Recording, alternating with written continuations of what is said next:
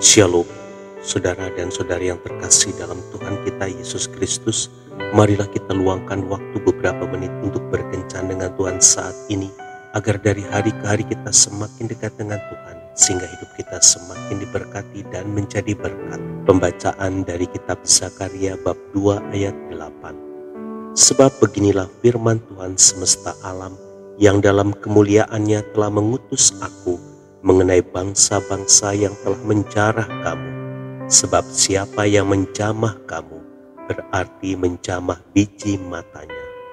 Demikianlah sabda Tuhan, syukur kepada Allah.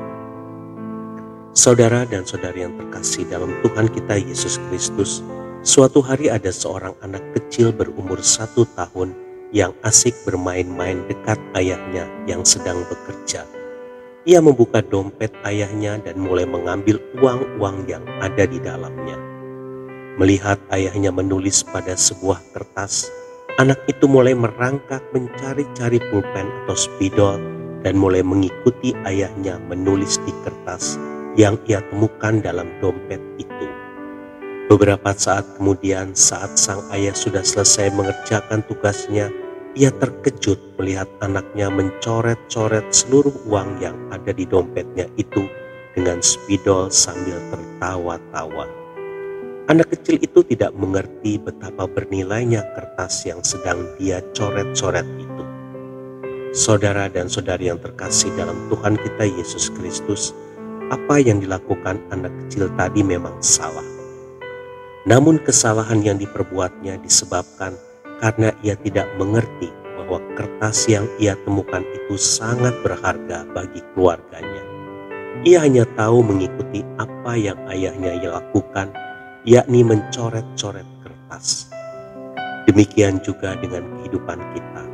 Ada begitu banyak di antara kita sebagai anak-anak Tuhan yang belum mengerti dan mengetahui betapa berharganya hidup ini.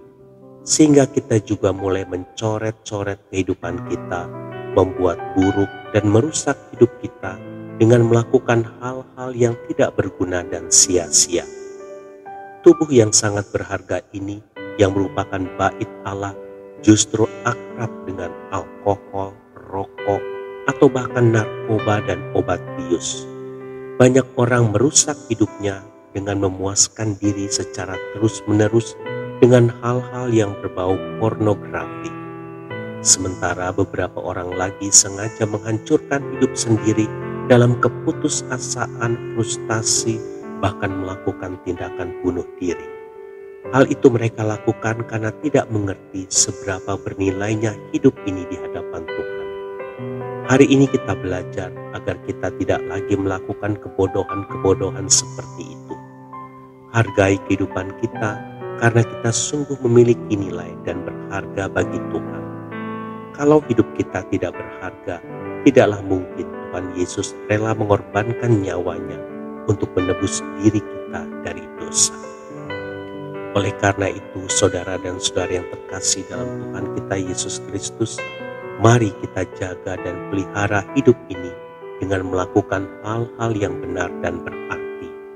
Jangan melakukan hal yang sia-sia dan tidak berguna, yang ujungnya adalah maut. Tuhan Yesus memberkati. Marilah kita berdoa dalam nama Bapa dan Putra dan Roh Kudus. Amin. Tuhan Yesus, kuserahkan hidupku dalam tangan-Mu. Kuduskanlah diriku dari segala kenajisan yang selama ini kulakukan, sehingga membuat tubuhku tercemar oleh dosa. Amin.